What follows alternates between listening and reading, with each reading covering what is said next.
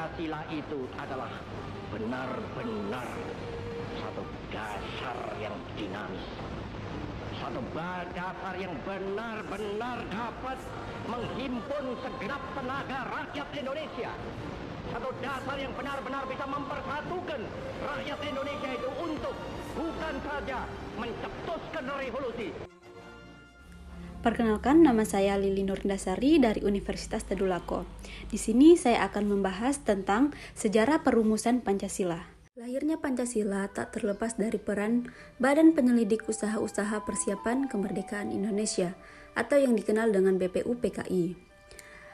Terbentuknya BPUPKI karena Jepang memberi janji kepada Indonesia bahwa akan diberi merdeka pada tanggal 24 Agustus 1945.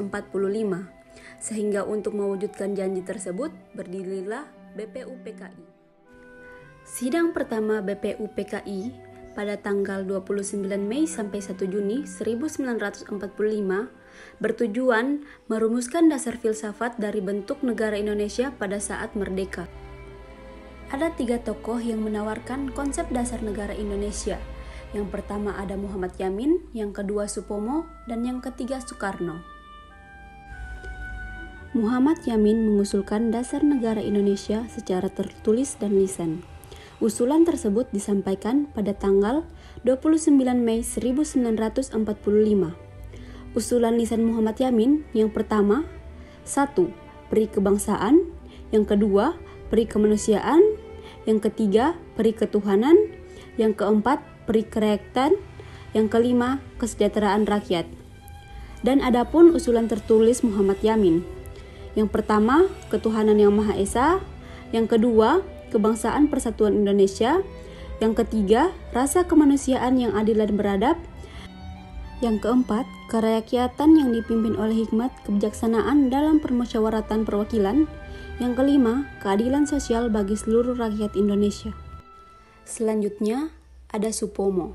Pada tanggal 31 Mei 1945, Supomo menyampaikan usulannya.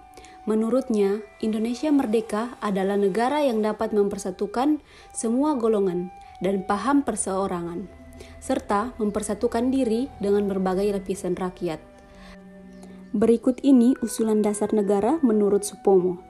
Yang pertama, persatuan atau unitarisme. Yang kedua, kekeluargaan. Yang ketiga, keseimbangan lahir dan batin. Yang keempat, musyawarah. Dan yang terakhir, keadilan rakyat. Pada tanggal 1 Juni 1945, Soekarno mengusulkan dasar negara dengan sebutan Pancadharma. Kemudian, dengan anjuran para ahli bahasa, rumusan dasar negara dinamakan Pancasila. Berikut adalah usulan dasar negara dari Insinyur Soekarno. Yang pertama, kebangsaan Indonesia. Yang kedua, internasional atau peri kemanusiaan. Yang ketiga, mufakat atau demokrasi. Yang keempat, kesejahteraan sosial, dan yang kelima, ketuhanan yang Maha Esa. Sidang BPUPKI pun berakhir dan belum ada hasil kesepakatan dasar negara. Kemudian dibentuklah panitia yang berjumlah 9 orang. Ini adalah tokoh-tokoh panitia 9 yang diketuai oleh Insinyur Soekarno. Perubahan sila pertama.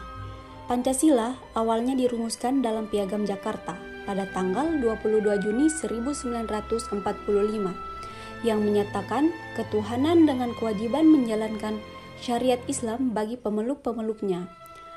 Namun, sila pertama ini diubah menjadi ketuhanan yang Maha Esa pada sidang Panitia Persiapan Kemerdekaan Indonesia atau yang kita kenal dengan PPKI.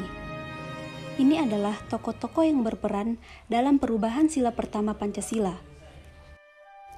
Pada tanggal 18 Agustus 1945, sidang pertama PPKI.